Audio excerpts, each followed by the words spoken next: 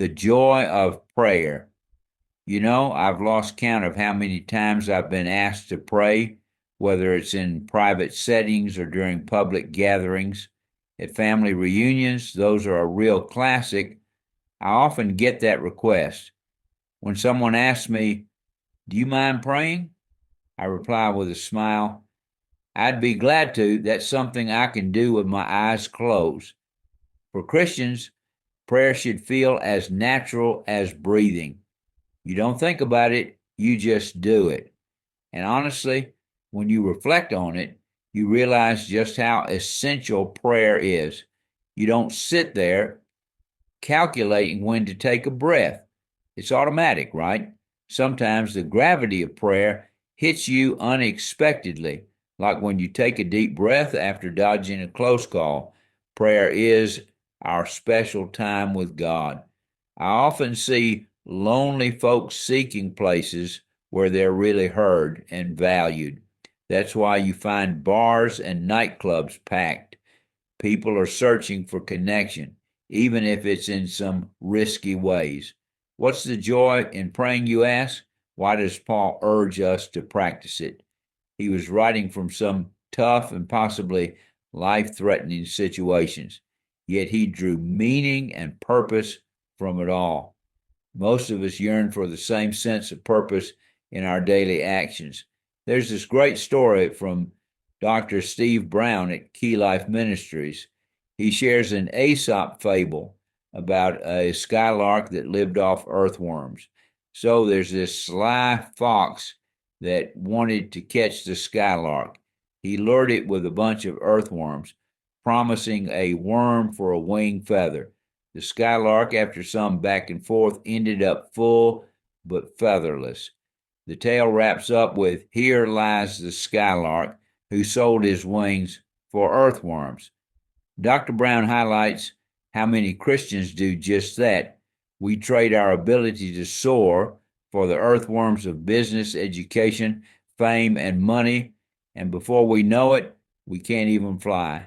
The joy of prayer can get overshadowed by all the weights of life.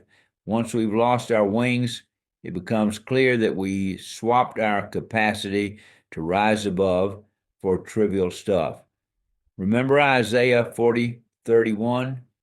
But they that wait upon the Lord shall renew their strength. They shall mount up with wings as eagles. A well-known TV host, Phil Donahue, shared a poignant moment while covering a mining disaster. Picture this: rescue teams emerged from the mine, faces covered in soot, and worried family members huddled together in the snow. A preacher led them in prayer, singing, "What a friend we have in Jesus." It was a moving moment, so beautiful that Phil wanted to capture it on film. But the camera froze up. After warming it up, he approached the preacher again, asking him to pray on camera for the miners. The minister politely declined, saying he had already prayed. Phil was taken aback. "But, sir, I'm from CBS News." He felt this huge pull of responsibility, thinking it would show the nation a compassionate community. Yet that preacher stood his ground, showing incredible moral courage by not succumbing to the pressure of showbiz for a good cause. To this day, Phil reflects on that moment, saying, "If that preacher isn't going to heaven, then who is?" Even a story about Bill Moyers comes to mind. When called on to pray for President Johnson, he said, "Nah, sir, I wasn't talking to you." It's a reminder to stay focused on who we're really communicating with. Now let's dive into some key elements of prayer. A prayer for love.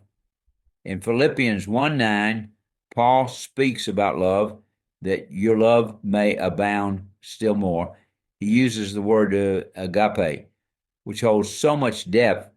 Think of a father welcoming home a wayward child, a woman pouring perfume on Jesus, and ultimately the Son of God is sacrificing everything for us. It truly embodies that idea of love laying down its life for friends. John 15:13. A prayer for light. There's that saying, love is blind, which is quite misleading. Paul prays that our love grows richer with knowledge and insight. Without God's light, it's way too easy to overlook essential truths. Oversight, when God's light shines on us, it reveals things we wouldn't normally see. Eyesight, like Abraham, we need to walk by faith and not just by what we see. Insight, earnestly seeking God in prayer helps us to set aside our flaws and truly understand His will.